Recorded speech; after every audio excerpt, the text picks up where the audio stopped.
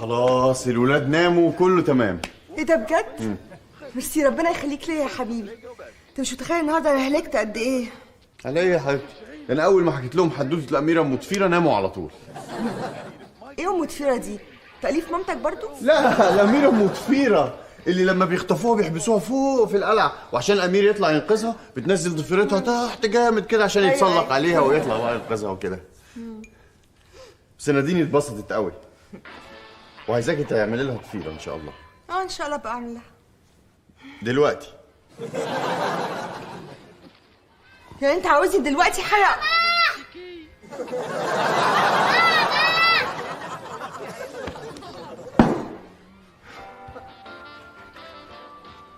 بس انا اتفقت مع نادين انها تكافئك وتحط لك ستيكر اول ما تخلصي على طول.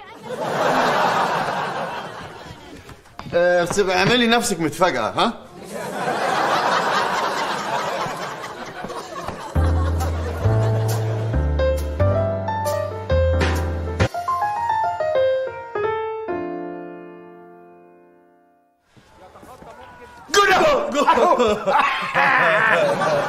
ايه ده؟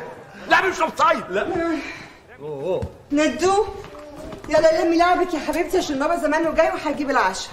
يلا نادين حطي العرايس مكانها. يلا واغسلي ايديكي. بصي يا تيتا. الله، ايه العروسه الحلوه دي؟ امال فين هدومها؟ اتقطعت ولا اتسرقت؟ لا دي لابسه مايو طنط بتصيف. نادين بصي لي هنا. انت ايه ما سمعتيش انا قلت لك ايه؟ السلام عليكم. اهلا يا شام. بالسلامه. ازيك يا ماما؟ ازيك يا حبيبي؟ خد يا دينا يلا الحق الاكل ده بقى بسرعه عشان لو برد معرفش ممكن يجرى لنا ايه. هشام ممكن الله يخليك تقولي لنادين تلم لعابها وتغسل ايديها وكمان عشان خاطري. نادين اسمعي كلام ماما يلا. يا جماعه مش هتناموا؟ دقيقتين والماتش هيخلص. هو الماتش ده مش متذاع عند حضرتك يا بابا؟ لا ده بابا واخد القناه التانيه هناك بيسجل عليها كل حاجه. تانية ليه؟ اصله مستني اعلان فرخه هانم عشان يسجله. انت شفتوا الاعلان ده جامد جدا. انا شفته. مش ده الفرخه لما بتدخل مطعم وبتطلب فرخه تاكلها؟ يا اخي انا هتجنن علشان اشوف الاعلان ده. والله كلنا هنتجنن قريب.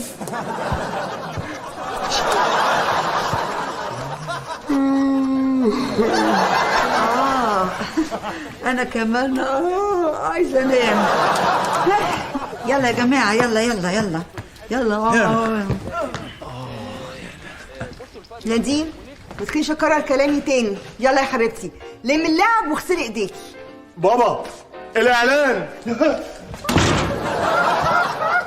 اهلا يا هانم، حضرتك تطلبي ايه؟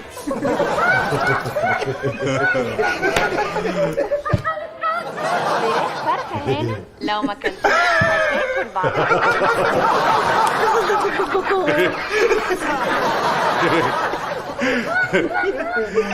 بقول لك اعلان رهيب. ده مسخره. بنت لاخر مره بقول لك يلا لمي لعبك واغسلي ايديكي. لا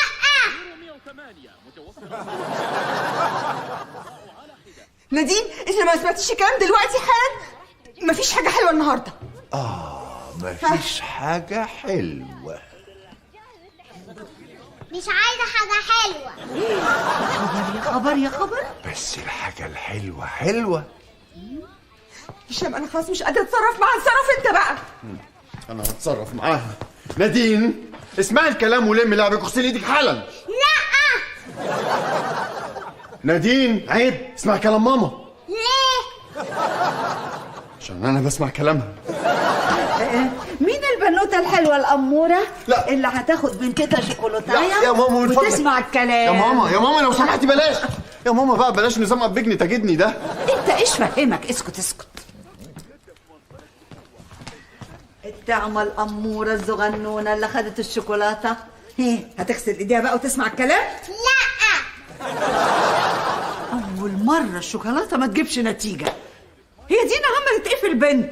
انا هتصرف يا ماما. نادين انا هعدي لحد 3. لو ما سمعتيش الكلام مفيش فرجة على التلفزيون لمدة اسبوع. حرام. نادين 1 2 2 وربع 2 ونص. نادين انا معرفش كسور تانية.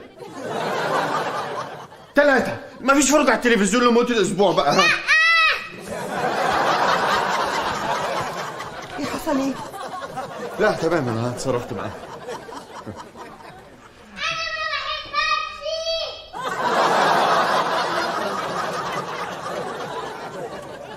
طيب اظن كده مفيش حاجه تاني تتشاف بعد ده. نتكل احنا على الله. السلام عليكم. انت ازاي تعمل في البنت كده يا هشام؟ ازاي تهزقها قدامنا؟ ده ممكن يعمل لها عقده. غلط.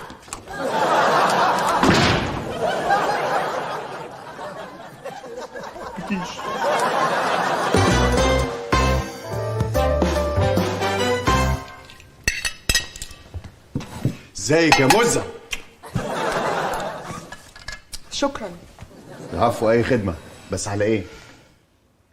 عارف يا هشام، انت لما حرمت نادين من التلفزيون كنت بتعاقبني انا على فكره. ازاي؟ بس ده ما سابنيش لحظه طول النهار.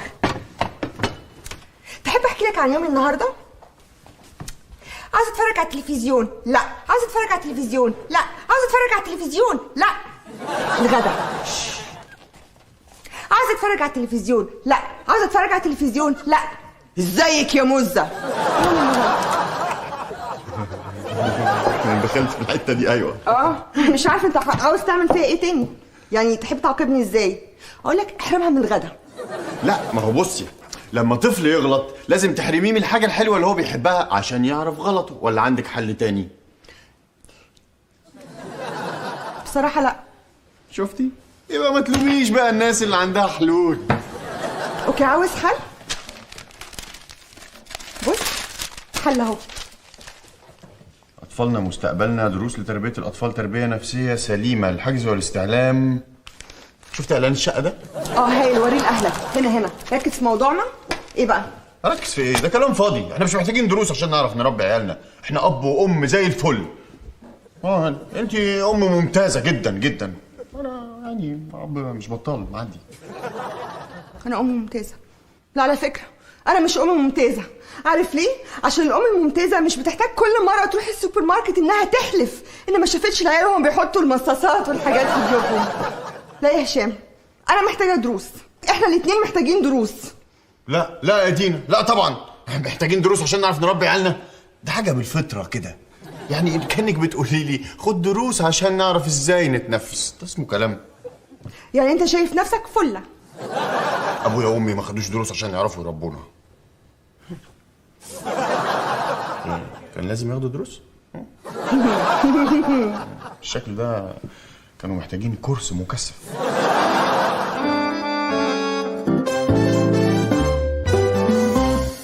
يبقى لو اتأكدنا ان الطفل ما عندهوش اي مشاكل صحية ومع ذلك لسه بيعاني من التبول اللا ارادي، لازم على طول نفهم انه بيحاول يبعت لنا رسالة معينة، بيحاول يفهمنا حاجة، بيحاول يقول لنا انا عايز اعمل بيبي.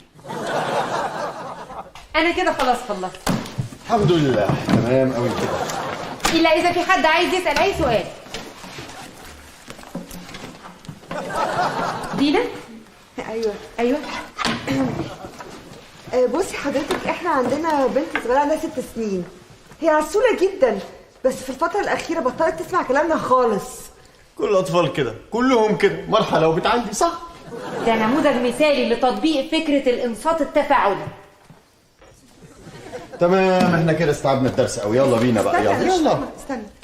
حضرتك ايه الانصات التفاعلي؟ يعني ايه؟ انت لازم تشجعيها تعبر عن نفسها براحتها، من غير ما تفرضي عليها حاجه او توجهيها او تحسسيها بالذنب. والله انا قلت كده برضه، انا استوعبت الدرس ده كويس جدا. يلا بينا بقى، يلا. احنا ممكن نعمل تمثيليه صغيره اللي بيها نقدر نوضح يعني ايه الانصات التفاعلي. يا ريت. ممكن تشترك معايا استاذ هشام، مش كده؟ لا. مكتوبه اهي، انا هشام. اتفضل معايا يا استاذ هشام. اتفضل هنا. طب ما تاخدي دينا. تعالى بس ما تتكسفش. قومي انتي. تعالى. قومي انتي بقى. هنفترض ان انا بنتك وان انت بتحاول تطلب مني ان احنا نروح عيد ميلاد تيتا وانا مش عايزه. عارف انا دي كويس، فاهمها كويس. مش عايزه. والله في الحاله دي مش هقدر الومك. صح. اوكي نركز بقى. انت لازم تحاول تعرف انا ليه مش عايزه اروح معاك عيد ميلاد تيتا. يلا ها يلا تخافش. طيب يا بنتي، انت ليه مش عايزه تروحي عيد ميلاد تيتا؟ ها كده اهو مش عايزه. لا انت لازم تيجي عيد ميلاد تيتا، عيب. انا مش عايزه اروح حته غصب عني. انا مش هغصبك تروحي حته غصب عنك يا حبيبتي، بس يعني ده عيد ميلاد تيتا ومحدش عالم فاضل لها كام عيد ميلاد. انا مش قصدي حاجه يعني، دي حاجه بتاعت ربنا، مش قصدي حاجه غلط. لا لحظه واحده، احنا مش هينفع نخلي البنت تفكر في موت جدتها، مش هينفع تقول لها كده، مش كده ولا ايه؟ شوف انت بتعمل ايه؟ بلعب اللعبه بتاعتها. دي مش لعبه بجد، ركز شويه، ركز. اوكي بصي يا استاذ هشام، انا لما اقولك انا مش عايزه اجي معاكوا غصب عني لازم حضرتك تفكر انا حاسه بايه. يعني مثلا تقول لي انت مش عايزه ان احنا نعمل حاجه من غير ما ناخد رايك، فاهم؟ يعني بالذمه ده منظر واحد ممكن يقول كده؟ معلش، هي في الاول بتبقى صعبه بس بعد كده بتبقى سهله خالص. يلا بينا. انا مش عايزه اجي معاكم، انا عايزه اروح النادي مع صحابي، مش عايزه اروح الحفله الرخمه دي. مين قال ان الحفله دي هتبقى رخمه؟ حلو ده، انت كده بتحاول تطلع منها هي حاسه بايه. ايوه رخمه، فيها ناس كبار قاعدين ما بيعملوش ولا لعب ولا اي حاجه. انا عايزه اروح النادي مع صحابي. النادي ما فيهوش قرع عسل، تيتا عامله قرع عسل. مش عايزه، انا مش رايحه يعني مش رايحه. حضرتك بتعملي كده ليه؟ مش رايحه. لا يا فندم، لا ما صحش، لو سمحتي قومي يا فندم، قومي كده، هدومك ممكن تتوسخ. ليه لازم اروح؟ معرفش ليه؟ عشان كده يعني كده.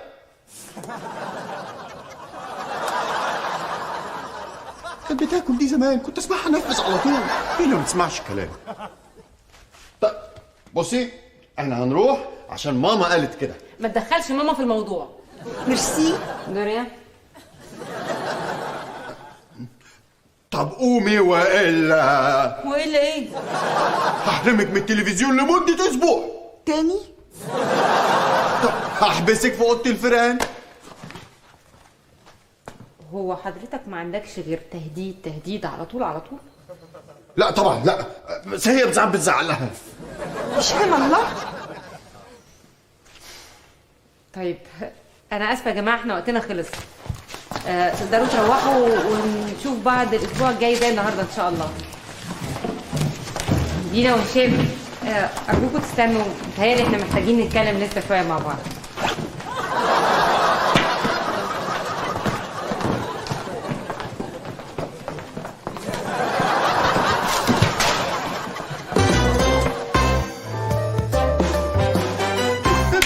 حضرتك تطلبي ايه؟ بس فرخانة. فراخ فرخة هنا لو ما اكلتهاش. ايه ليه كده؟ عندنا واجب ولا نسيت؟ واجب ايه؟ انا مش هعمل الواجب انا.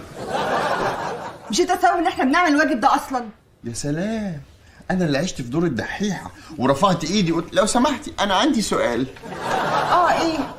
كنت عايزه اتعلم. على فكره ما ينفعش اعمل الواجب ده لوحدي. هو ممكن تعمليه لوحدك؟ لا مش ممكن.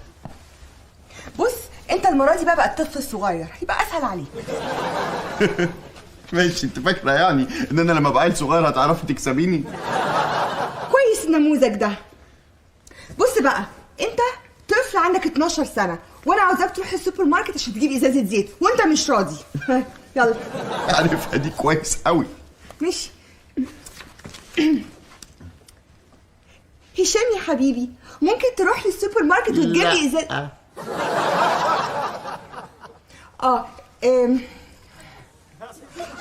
انت مش عاوز تروح السوبر ماركت علشان السوبر ماركت بعيد والمشوار رخم. طب ما انت عارفه اهو، تسالي ليه بقى؟ بص يا هشام يا حبيبي، احنا كلنا عايشين في البيت مع بعضينا ولازم نساعد بعض. ده عند ام ترتر. لا معلش، ثانيه واحده بقى. انت بتعمل ايه؟ ايه؟ انت بتمثل دور هشام الطفل الشقي ولا هشام الراجل الرخم؟ انا كده بقى بتاع كله. ماشي يا بتاع كله، ممكن تساعدني طيب في النموذج ده بس وخلاص؟ ماشي يلا. طيب. هشام يا حبيبي، انت حاسس انك مظلوم علشان انا بطلب منك تجيب لي حاجات كتير من السوبر ماركت. انا اللي بروح السوبر ماركت اجيب الزيت، وانا اللي بلم الغسيل، وانا اللي بطلع الزباله بره، وانت حتى ما بتلعبيش عريس وعروسه مع بابا.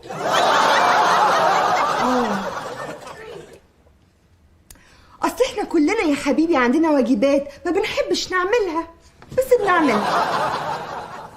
يا هشام يا زغنطوط يا حبيبي، انا عاوزاك لما تحس ان انا بتقل عليك بطلبات كتير تقولي اوكي فشيل عنك. اتفقنا؟ اتفقنا. ها يلا بقى، هتروح تجيب لي ازازه الزيت من السوبر ماركت؟ لا انا مش عايز اروح، انا تعبان. خلاص كسبت. ايه كسبت؟ على فكره مش مسابقه، يعني محدش بيكسب ولا يخسر. عارفه مين اللي بيقول كده؟ الخسرانين. على فكره بقى يا هشام، انا فعلا بحاول اتعلم الانصات التفاعلي ده وانت مش بتمثل دورك كويس. ده كلام تقوليه لابنك قبل ما ينام؟ انت عاوز تبوظ الموضوع خالص بقى. طبيعي طبعا، ما انا كنت طفل رخم. كنت؟ مفيش تلفزيون. شوتي يا سلام. ايه؟ ما لقيتيش حل فقلت لي مفيش تلفزيون عشان ما عندكيش حل تاني. صح، انت صح. انا وحشه وما بعرفش اعمل اي حاجه. الله ايه بس ايه زعلتي ليه دلوقتي؟ طب ما تزعليش، خلاص هنزل اجيب الزيت. الموضوع مش موضوع الزيت يا هشام. بص، احنا لما رجعنا من الدرس انا حاولت اطبق اللي اتعلمته مع نادين وفشلت، وبقيت بحاول دلوقتي معاكم كمان تاني فشلت عشان انا فاشله. لا يا حبيبتي انت زي الفل، انا هسقط في الكرسي يا هشام. لا ربنا ما يجيب سقوط. لا بعد الشر عليك. بعدين انا قلت لك من الاول احنا مش محتاجين الكلام ده. مشكله العيال اللي بتخبي المصاصات في جيوبها في السوبر ماركت حلها مش في الكتب. طب احنا المفروض نعمل ايه دلوقتي؟ يعني نربي نادين كويس ازاي طيب؟ يعني هو العياط جاب نتيجه معايا الصراحه.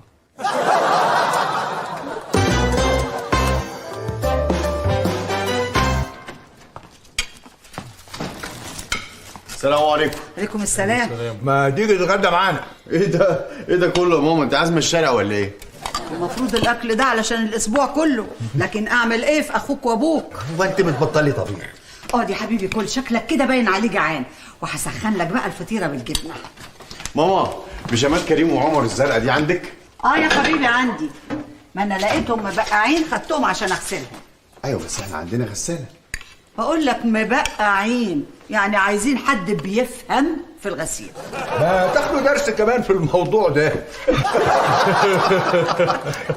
ياه، ده انا عندي النهارده درس الجد الطيب الساعه 3. ازاي تقول لاحفادك ادي البيضه وادي اللي شواها وادي اللي قشرها وادي اللي قالها. طب في درس تقويه بعد بقى بابا، ما تنساش تدخله. انا ازاي تقول نكت الطف من دي شويه. ايش يا ولد يا قليل الادب. ماما لو سمحتي هاتي البيجامات ولفي لي فطيره الجبنه معاهم. ايه ده يا خليل؟ معقول اكل جيلاتي دلوقتي؟ جيلاتي ايه؟ شايف ده ايه؟ ده عقد الشقة اللي بتدور عليه بقالك أسبوع وبتقول إن أنا اللي ضيعته وقعدكوا في الشارع. أهو كان لازق في العلبة اللي كنت بتاكل منها. وانت يعني ما بتاكليش جيلاتي؟ لا ما باكلش جلاتي، أنا عاملة رجيم، باكل بسكوت بالشعير. الكلام ده تقولي لصحباتك اللي بتتمنظري عليهم. علبة البسكوت اللي بالشعير اهي مقبولة زي ما هي، انت بتاكلي جيلاتي. ولو فرض ان انا اكلت جلاتي هاخد بالمعلقه واحط في طبق قدامي، مش هلغوص في العلبه وبعدين احطها على الورق المهم تلزق فيه وتتهمني ان انا بضيعه. احنا خلينا الحاجات دي في الكورس. ما تقولي انك انت ضيعتيه وتخلصي. انا ما بضيعش حاجه، انا ست منظمه. منظمة؟ انت عندك ربع ضارب. هو امك بتجمع في علبة كرتون كل ربطة الجزم القديمة اللي دخلت البيت ده من يوم ما اتجوزتها لحد النهارده، ومانيش عارف تعمل كده ليه؟ هعمل بيهم حبل مشنقه يا خليل، بس مش عارفه مين اللي هيتخنق بيه. اكيد الواحد بيفكر انه يرتكب جريمة قتل يا كوثر. لو راجل اعملها يا خليل. لا لا لا لحظة يا جماعة، ممكن نهدى شوية لو سمحتوا؟ ممكن يعني يا بابا انت دلوقتي حاسس ان ماما دايما بتظلمك؟ طبعا مفيش اي حاجة تضيع في البيت ده الا وتتهمني ان انا اللي ضيعتها. طب وانا اللي بلف في البيت طول النهار زي النحله عشان اخليه زي الفل، يجي من ورايا ويقعد يلغوص. انا باكل الجيلاتي بالمعلقة. يعني انت يا ماما حاسة برضو ان بابا مش مقدر مجهودك في البيت؟ طبعا، وانت مش شايف انت في غيبوبه؟ يعني انت اللي مقدره مجهودي؟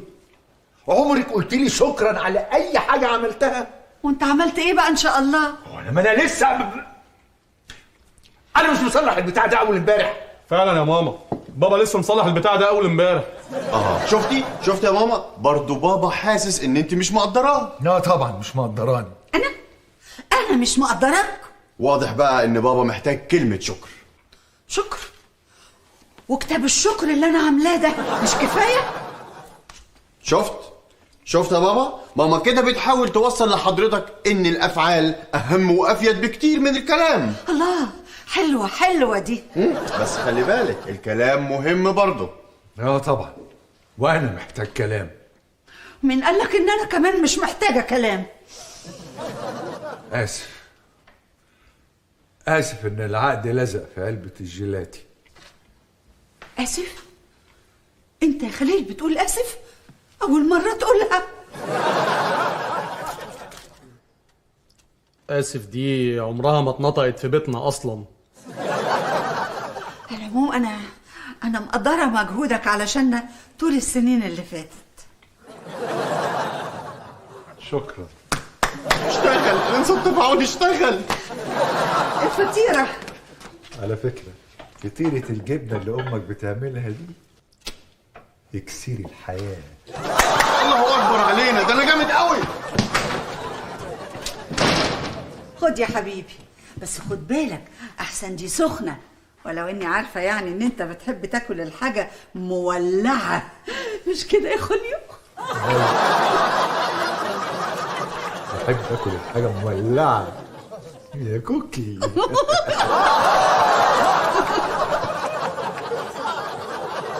انت عملت فيهم ايه يا عم؟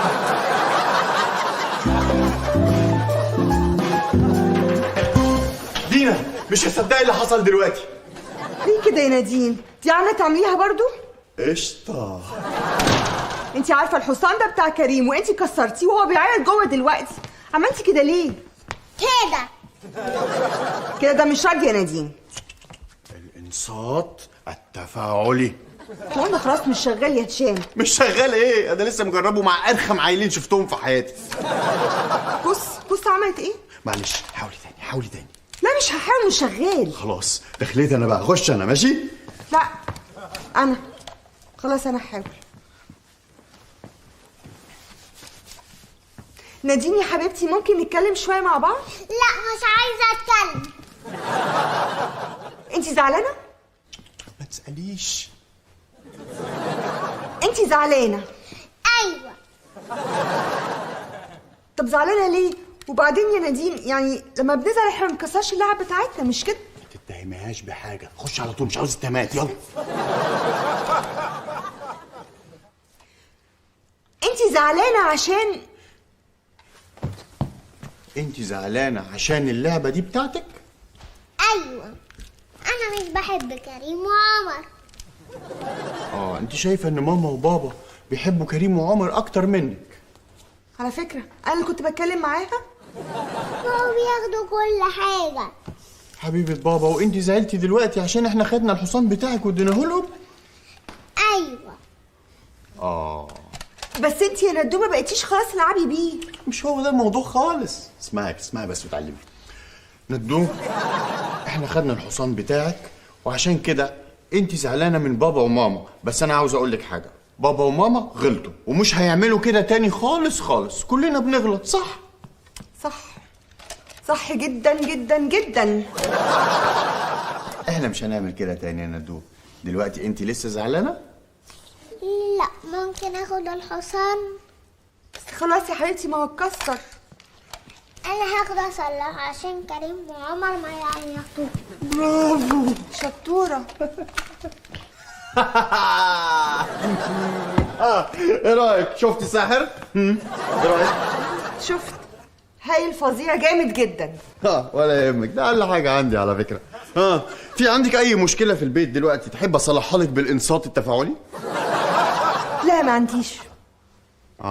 طب ما تضايقيش نفسك قوي كده، عادي يعني، دي فروق فرديه، حاجات بتاعت ربنا، معلش هتتعلمي. بقول لك انا مش طايقه نفسي دلوقتي. ايه هو في ايه المشكله؟ يا ريت يعني ما تحسش بنفسك قوي كده زياده. خليك فاكر انا اللي وديتك الدروس دي، كان زمانك لسه بتقول مفيش تلفزيون. ايه يا حبيبه قلبي، انت دلوقتي من الواضح ان انت حاسه بالاحباط، لان انا فهمت واستوعبت الانصات التفاعلي وعرفت اطبقه قبلك، مش كده؟ لا، ما الزفت التفاعلي ده ما ينفعش تطبقه معايا انا. عارف ليه؟ علشان انت اصلا ما تسمعش اي حاجه انا بقولها لك.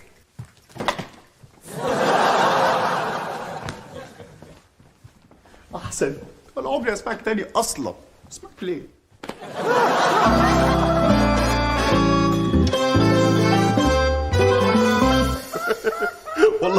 والله بيضحك جدا. بصي، فراخ بتاكل فراخ، عشان كده بيضحك.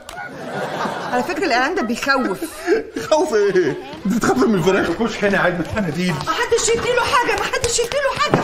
عندنا 4 علب جوه ومفتوحين. ايوه ومفتوحين وواصلين للنص، بمد ايدي علشان اخد منديل، بتتحشر وما بتوصلش لحاجه. ما لازم ايدك تتحشر لانك بتدب ايدك كلها جوه العلبه. لازم تسحب المنديل بطراطيف صوابعك. اسمعي بقى وتعلمي. يعني انت يا ماما شايفه ان بابا كده مبذر، وانت يا بابا شايف ان ماما محنتفها زياده عن اللزوم. محنتفها زياده عن اللزوم؟ دي حمى.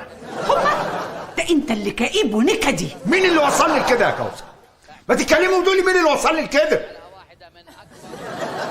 مين يا كوثر؟